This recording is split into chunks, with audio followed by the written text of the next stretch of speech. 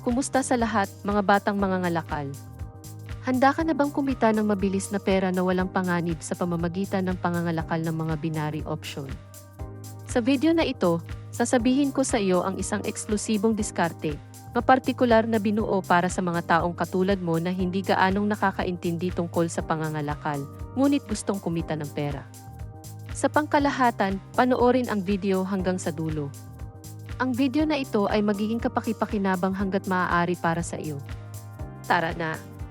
At kaya, mga kaibigan, sa harap mo ay nakikita mo ang isang screen ng platform kung saan mayroong tatlong mga tagapagpahiwati. Tingnan natin ang bawat isa sa mga tagapagpahiwatig.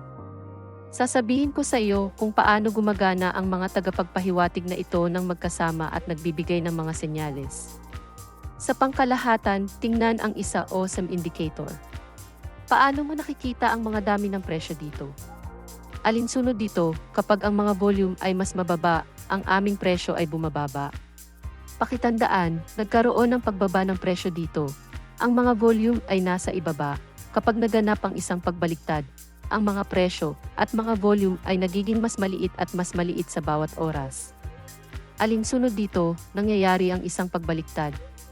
At ang aming mga volume ay iginuhit mula sa itaas, ang mga volume na ito ay iginuhit dito. Tingnan ang dalawa indicator fractal-fractal. Nagamit na natin ito ng ilang beses. Kung ang signal sa fractal ay nasa ibaba, ibig sabihin ay inaasahan natin ang pagbabalik ng presyo. Alinsunod dito, nagbubukas kami ng deal sa pagbili. At ang sobrang trend ay marahil ang aming paboritong tagapagpahiwati.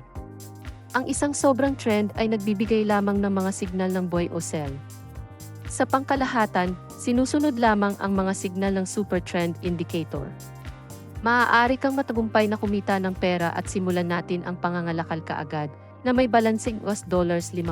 Kaya, mga kaibigan, tingnan ang isa asset at binuksan ito dito para agad na magbukas ng buy deal sa loob ng 15 segundo. Ngayon ipapaliwanag ko ang dahilan. Tingnan, mayroon kaming mga volume sa indicator ng OSM. Iyon ay, ang bawat volume ay naging mas mataas kaysa sa nauna. Alinsunod dito, inaasahan namin ang pagtaas sa mga volume mula sa itaas at nakumpleto ang aming transaksyon sa plus. Sa katunayan, binuksan namin gamit lamang ang isang tagapagpahiwatig at mayroon kang tatlo sa kanila. Ayon sa pagkakabanggit, tatlo nagpapatunay na mga kadahilanan ng iyong mga teorya sa pagbubukas ng mga transaksyon, kaya ang pagbabalik ng presyo nangyari at tagumpay naming nalutas ang sitwasyon. Itakda natin ang halaga sa US dollars, 74 at magpatuloy sa susunod na asset. Kaya, mga kaibigan, magbukas tayo ng deal sa asset na ito. Agad na magbukas ng sell deal sa puntong ito ng 74 bucks sa deal. Tingnan mo, mayroon tayong pagbaba sa mga volume ng naaayon. Malapit na silang lumitaw mula sa ibaba, at ito ay mga ngahulugan ng pagbaliktad, mga presyo at ang karagdagang pagbagsak nito. Ang signal mula sa sobrang trend ay sa puntong ito upang bumili. Ngunit, tulad ng alam mo, ang pagtitiyak ng tagapagpahiwatig na ito ay nagbibigay ito ng mga signal sa huli pagkatapos mangyari ang pagbabalik. Makakatanggap na kami ng isang senyales ng kabuuang $174 sa aming balanse. Itakda natin ang halagang ito at lumipat tayo sa susunod na asset.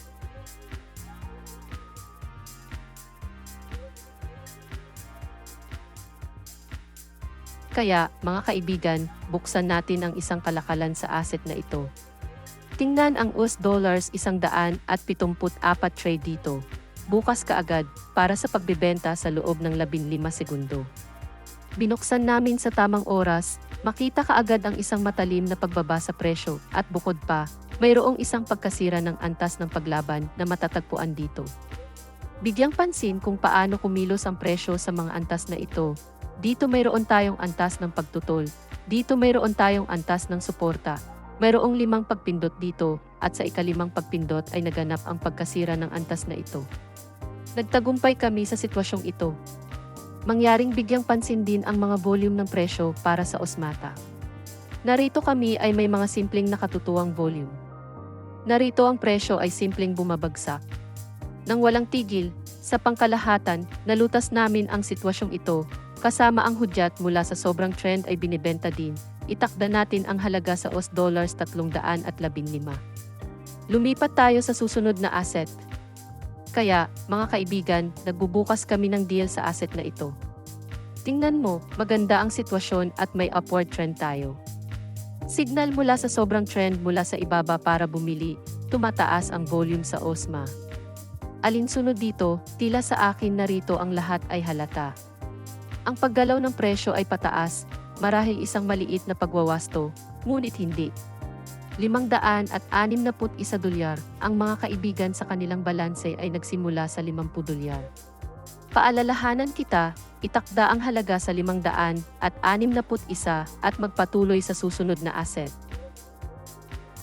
Sa loob lang ng ilang segundo, tumaas ang deal namin ng US dollars 1,969.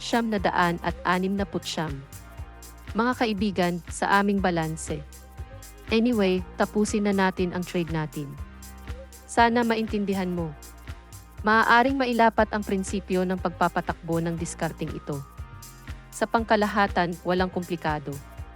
Mayroon kang 3 mga tagapagpahiwatig na madalas mong ginagamit, at ituturo ko sa iyo kung paano tama ang pagbibigay kahulugan sa mga senyas na ito upang ang iyong mga pangangalakal ay maging kumikita. Kaya't nais kong tagumpay kayong lahat, mga kaibigan.